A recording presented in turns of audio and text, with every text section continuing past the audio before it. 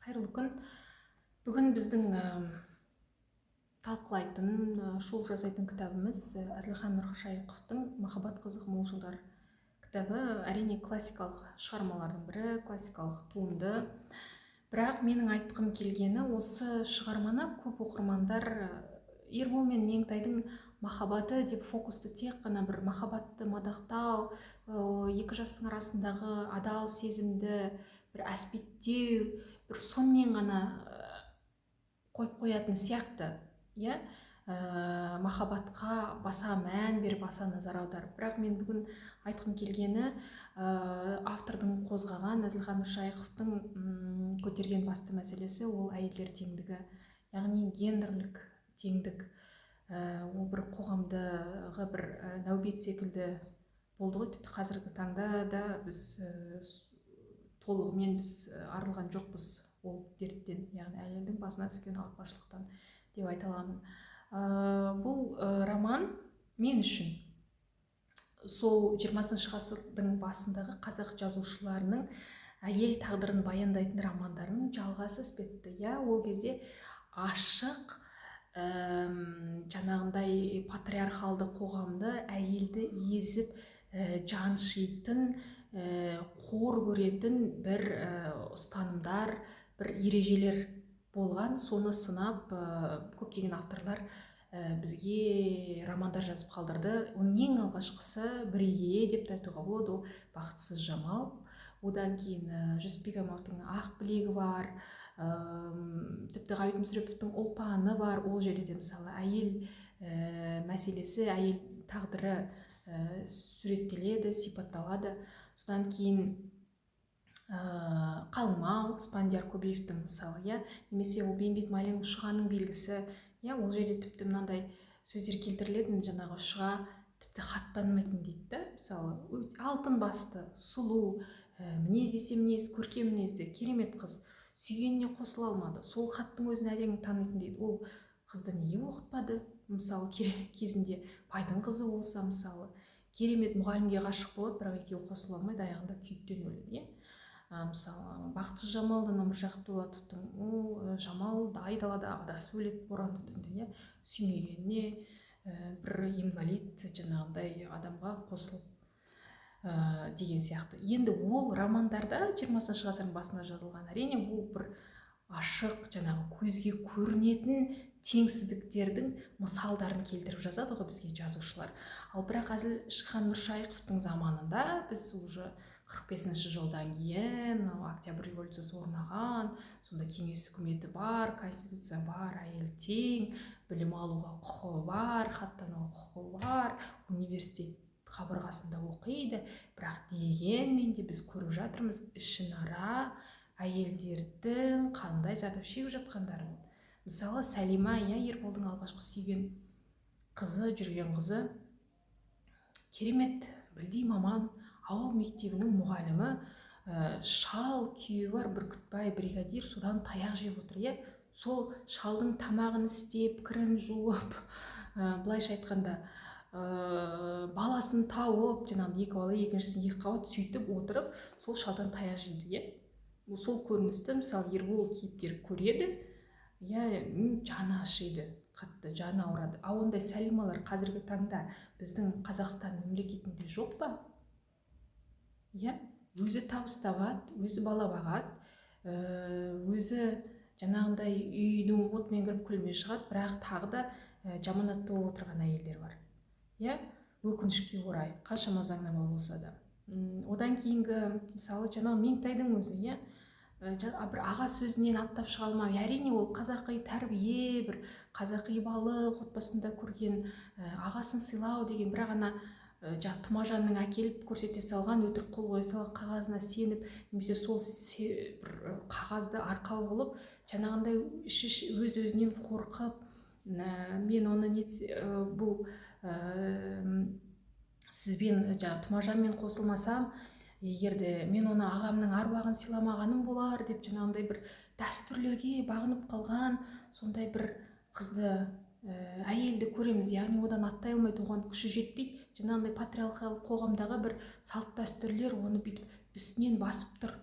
соны көрсетеді. Иә, әрине романның соңы кішкене хэппи эндпен аяқталады, себебі бұл патриархалды қоғамдағы жаңағындай іріп шіріген дәстүрлерге қарсы шыққан ербол тұлғасы бар.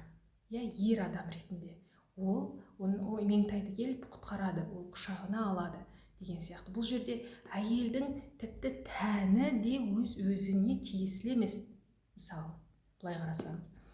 Сондықтан бұл жаңағыдай гендерлік теңдікті, әйелдің теңдігін, әйелдің де адам баласы екеніне назар аударғысы келетін сондай бір роман деп ойлаймын, автордың айтқысы келген ойы.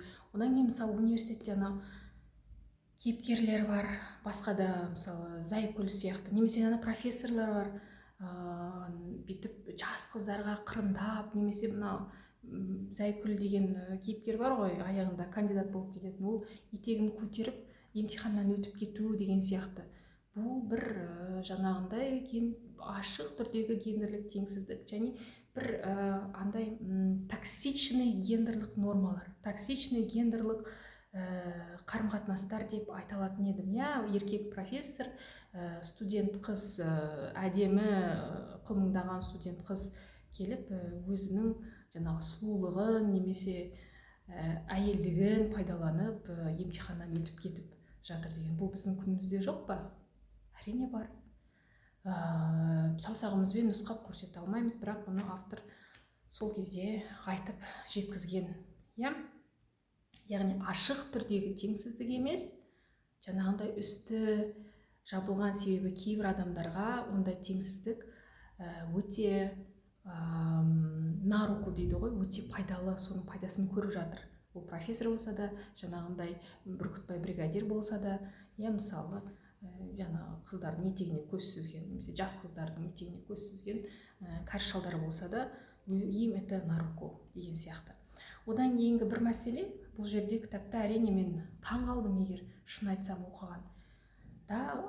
Эротика, қазақы эротика, әсіресе мынау Тана мен 3 күн 3 түн бір шаңырақтың астында түнеген кезде Ербол екеуінің арасындағы жаңағы бір тәни десек, денелерінің бір көрпенің астында табылып, жаңағындай бір неге қатынасқа бара жаздауы қалай әспеттеп, қалай әсірелеп, әдемілеп суреттеген. Бұл әрине бұл біздің қазақы жазушыларға тән, қазақы тәрбие көрген жазушыларға тән әдемі эротика деп айта алатын едім.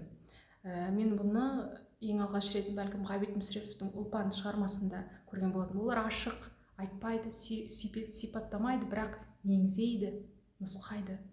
Сол кезде соның өзінде біз көп жаңағындай әсер аламыз. Денеміз тітіркеніп жатқан уақыттарда болды.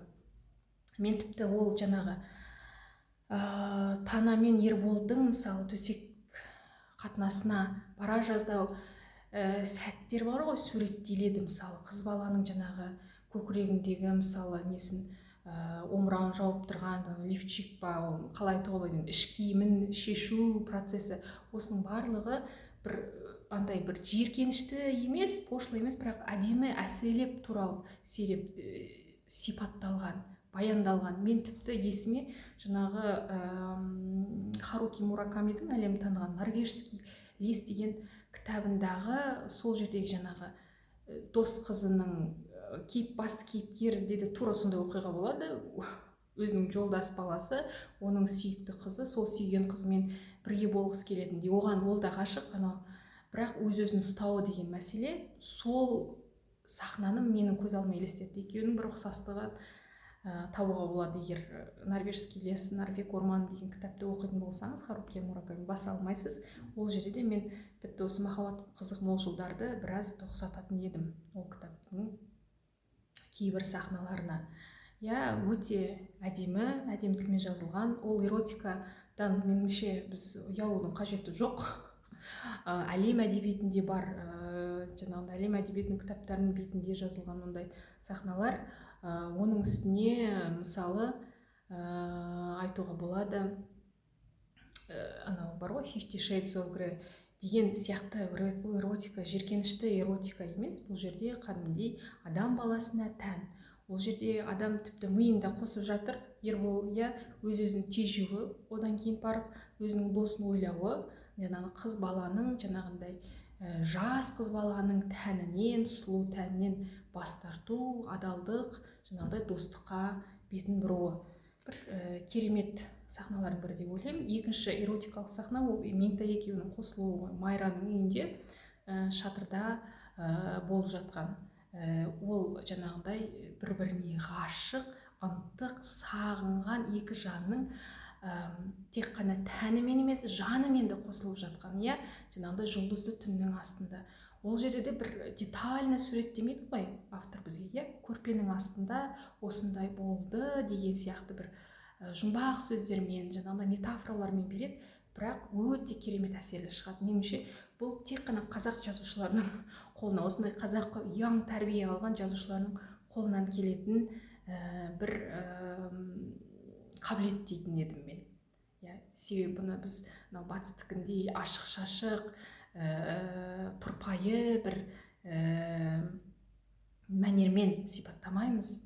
Меңзеп, тұспалдап, әдемілеп жеткізе білеміз, жатық тігісін жатқызып жеткізе білеміз.